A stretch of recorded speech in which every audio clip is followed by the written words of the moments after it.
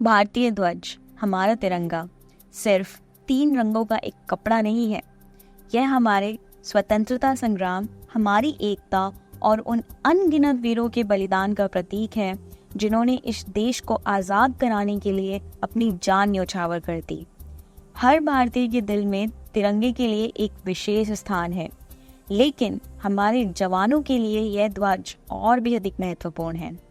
सैनिकों के लिए तिरंगा केवल एक प्रतीक नहीं बल्कि एक सपना होता है। वह सपना जिसे वे हर दिन जीते हैं और जिसकी रक्षा करने के लिए वे अपने जीवन की आहुति देने से भी पीछे नहीं हटते। उनका लक्ष्य यही होता है कि तिरंगा हमेशा ऊंचा रहे, कभी जमीन पर ना गिरे, क्योंकि जब यह ध्वज लहराता है तो यह स्वतंत्रता की पहचान बनता है। यह ध्वज उस गौरवशाली यात्रा का प्रतीक है जो हमने गुलामी से स्वतंत्रता तक तय की। लेकिन क्या आपने कभी सोचा है कि आज जो ध्वज आप और मैं गर्व से फहराते हैं, उसे फहराने की अनुमति आम नागरिकों को पहले नहीं थी। 1947 में जब भारत आजाद हुआ तो आम नागरिकों के यह अधिकार नहीं था कि जब वे चाहे जहां चाहे तिरंगा फहरा सकें। इस ध्वज के लिए हमने 200 साल से भी अधिक समय तक संघर्ष किया और जब आखिरकार आज़ादी मिली तब भी सरकार ने इसकी फहराने की आज़ादी सिर्फ कुछ खास दिनों जैसे स्वतंत्रता दिवस, गणतंत्र दिवस और गांधी जयंती तक सीमित कर दी। सोचिए, जिस ध्वज के लिए हमारे पूर्वजों ने लड़ाई लड़ी, उसकी गरिमा और स्वतंत्रता का आनंद आम लोग नहीं ले सकते थे। तिरंगा फहराने का अधिकार सिर्फ कुछ विशेष अवसरों पर ही दिया गया था। यह स्थिति 2002 तक बनी रही, जब उद्योगपति नवीन जिंदल ने इस मुद्दे को उठाया। उन्होंने सुप्रीम कोर्ट में याचिका दायर की जिसमें उन्होंने तर्क दिया कि हर भारतीय नागरिक को अपने घर, दफ्तर या जहां भी वे चाहे वहां तिरंगा फहराने का अधिकार होना चाहिए।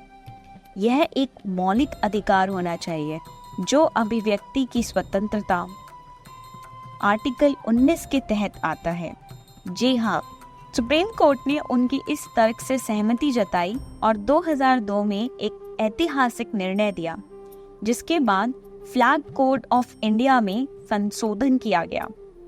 इस संशोधन ने आम नागरिकों को यह अधिकार दिया कि वे सम्मान पूर्वक और नियम अनुसार किसी भी दिन तिरंगा फहरा सकते हैं। यह निर्णय न केवल तिरंगे के प्रति नागरिकों का जुड़ाव बढ़ाने के लिए था, बल्कि इसने तिरंगे को हर भारतीय के लिए गर्व का प्रतीक बना दिया। इस ऐतिहासिक निर्णय के बाद वर्तमान एनडीए सरकार ने 2022 में हर घर तिरंगा अभियान की शुरुआत की। जी हाँ, यानी कि लगभग 20 साल बाद। इस अभियान का उद्देश्य यह था कि हर भारतीय अपने घर पर तिरंगा फहराए और इस गर्व का हिस्सा बने। यह अभियान आज़ादी के 75 साल का जश्न था और अमृत महोत्सव का एक हिस्सा था। इसने देश भर में लोगों को तिरंगे के साथ जुड़ने का मौका दिया। इस दौरान फ्लैग कोड ऑफ इंडिया में कई और परिवर्तन किए गए। पहले तिरंगा केवल खादी या हाथ से बने कपड़ों से ही बनता था, लेकिन अब इसे पॉलिएस्टर और मशीनों से भी बनाया जा सकता है ताकि यह सभी के लिए आसानी से उपलब्ध हो सके। इसके अलावा पहले तिरंगे को केवल सूर्योदय से सूर्यास्त तक ही फहराया जा सकता था, लेकिन अब इसे रात में भी उचित रोशनी में फहराने की अनुमति दी गई। हालांकि यह स्वतंत्रता ध्वज के सम्मान और गरिमा के साथ जुड़ी है। फ्लैग ऑफ कोड में आज भी कुछ सख्त नियम हैं जिनका पालन करना अनिवार्य है।